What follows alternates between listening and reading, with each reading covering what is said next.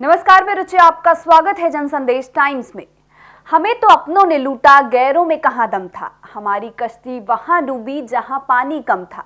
इस वक्त ये लाइन खूब सटीक बैठ रही है मोदी के हनुमान यानी कि चिराग पासवान पर, जिन्हें अभी सरकारी बंगले से बेदखल कर दिया गया है। दरअसल लोक जनशक्ति पार्टी के प्रमुख चिराग पासवान को हाल ही में उनके 12 जनपद वाले सरकारी बंगले से सरकार द्वारा बेदखल कर दिया गया। जिस तरह से चिराग खुद को मोदी का हनुमान बता रहे थे, उसके बाद अचानक से चिराग से बंगला खाली कराने के बाद लोग इस बात तक की कयास लगा रहे हैं कि कहीं राम और हनुमान के बीच मतभेद तो नहीं आ गया। वहीं इस मामले में चिराग पासवान का कहना है कि उन्हें घटनाक्रम में उन्हें साजिश की बू आ रही है। पासवान ने आरोप लगाया है कि जिस दिन उन्हें उस बंगले से बाहर किया गया, उससे एक दिन पहले उन्हें एक शीर्ष केंद्रीय मंत्री ने आश्वासन दिया उन्हें घर नहीं छोड़ना पड़ेगा। उन्होंने संदेह जताया कि क्या बिहार के मुख्यमंत्री नीतीश कुमार उन्हें अपमानित करने के लिए कोई भूमिका अदा कर रहे हैं, या फिर पासवान ने अपने चाचा पशुपति कुमार पारस को भी निशाना बनाया और कहा कि उनके चाचा दिवंगत रामविलास पासवान की स्मृति को अपमानित करने के कुत्सित प्रयासों में मूकदर्शक बन रहे हैं। चिराग के मुताबिक बंगले से बेदखल किए जाने से पहले एक रात उन्हें कैबिनेट मंत्री ने बुलाकर आश्वस्त किया। साथ ही उन्होंने कहा कि वो उसी बंगले में रुकेंगे। पासवान ने कहा कि उस मंत्री ने एक अधिकारी को फोन करके कहा कि चिराग पर कठोर रवैया ना अपनाएं, क्योंकि वो बिहार के भविष्य हैं बिहार का चिराग पासवान। ये मौजूदा केंद्र सरकार के एक बड़े मंत्री, और मैं टॉप 5 रैंक के मंत्रियों की बात कर रहा हूँ, छोटे मोटे मंत्री की नहीं, जो सरकार में निर्णय लेते मैं उनकी बात कर रहा हूँ।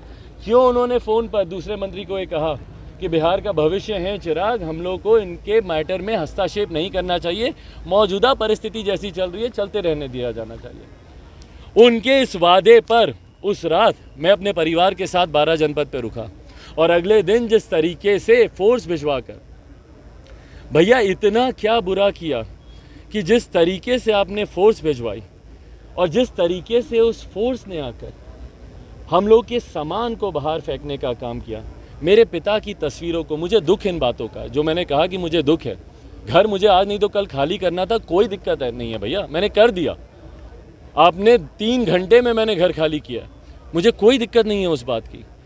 पर जिस तरीके से मेरे पिता की तस्वीरों को उठा कर बाहर फेंका गया, जिस व्यक्ति को, रामविलास पासवान को इसी साल आपने पद्म भूषण से सम्मानित किया, उनकी तस्वीरों को उठाकर आपने बाहर फेंक दिया।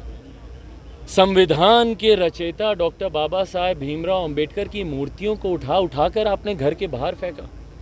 मेरे पिताजी की नेम प्लेट, ये तस्वीरें आप ही सबके उस पर मैंने देखी हैं, आप ही सबके माध्यम से मेरे पास वो तस्वीरें आई हैं, क्योंकि मैं तो दिन में ही घर से बाहर चला गया था। उसके बाद जिस तरीके से मेरे माता पिता के बिस्तर पर आपके अधिकारी जूते चप्पल पहनकर उनके बिस्तर को रौंद रहे हैं, जिस बिस्तर पर मेरे पिता सोते थे उस बिस्तर पर जूते चप्पल पहनकर आप चढ़ रहे हैं। आपकी पुलिस की महिला कर्मी, मेरी महिला मददगार, जो घर में जो इतने समय से जो परिवार के सदस्य के तौर पर है, उनके साथ धक्का मुक्की कर रही हैं, जो मेरी नानी की देखभाल कर रही हैं, उनके साथ महिला पुलिस आकर बदतमीजी कर रही है। मुझे ये कारण समझ में नहीं आया कि क्यों, जब हम लोग घर खाली करने को तैयार थे तो इस तरीके से घर को खाली करवाने की क्या जरूरत थी, किसके दिशा निर्देश पर? क्या मुख्यमंत्री नीतीश कुमार जी का इतना दबाव था कि भैया चिराग पासवान को बेइज्जत करो, क्योंकि उन्होंने मेरे पिता को बेइज्जत पहले वो कर चुके हैं, कि उनको बेइज्जत करके निकालो? क्या ये चाहते हैं मुख्यमंत्री नीतीश कुमार? भाई कोई दिक्कत नहीं है, मेरी इज्जत, मेरे मान सम्मान की जिम्मेदारी बिहार की 12 करोड़ जनता ने उठा रखी है। जब 12 करोड़ जनता मुझे इज्जत दे रही है, आपके फेंकने से या आपके मुझे घर के बाहर फेंकवाने से चिराग पासवान को कोई फर्क नहीं पड़ता। आपने एक आशीर्वाद का हाथ मेरे सर से हटाया, मेरे चाचा आदरणीय रामविलास पासवान जी, आदरणीय पशुपति कुमार पारस जी के तौर पर आज बिहार की 12 करोड़ जनता अपना आशीर्वाद दे रही है। आपने मुझे एक घर से निकाला, लिख के ले लीजिए, बिहार की 12 करोड़ जनता के दिल में आज के बाद चिराग पासवान बसने वाला है। चिराग पासवान को आप कितना तोड़ने की कोशिश कर लें, कितना झुकाने की कोशिश कर लें, बार बार कहता हूँ, शेर का बच्चा हूँ, रामविलास पासवान का बेटा हूँ, ना डरने वाला हूँ ना झुकने वाला हूँ। आप मेरे चेहरे पे शिकन देखना चाहते हैं, अफसोस की बात है कभी नहीं दिखेगी, क्योंकि मैं डरता किसी परिस्थिति से नहीं हूँ। अपने नेता रामविलास पासवान से मैंने सीखा है। पर मेरे सवाल हैं उन नेताओं से जो आज मेरे नेता के नाम पर सरकार में मंत्री बने बैठे हैं।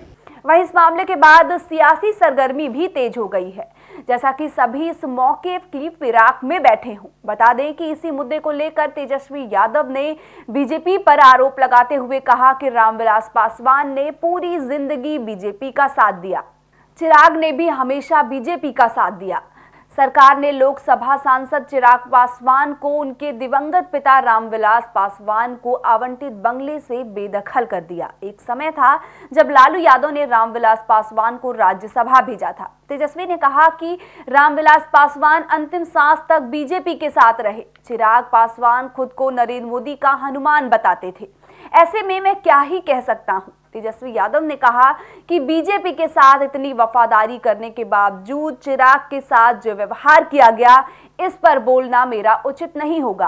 तेजस्वी ने चिराग और बंगले वाले निशान और परिवार दोनों को तोड़ने का आरोप लगाया है। ऐसे ही और कई नेता मोदी सरकार पर आरोप लगा रहे हैं, लेकिन इन सबके बीच सबसे ज्यादा अहम देखना यह होगा कि इस पर चिराग क्या कदम उठाते हैं। वो अभी भी मोदी सरकार के हनुमान बनकर वफादारी निभाएंगे या फिर इस बार राम और हनुमान के रास्ते अलग हो जाएंगे।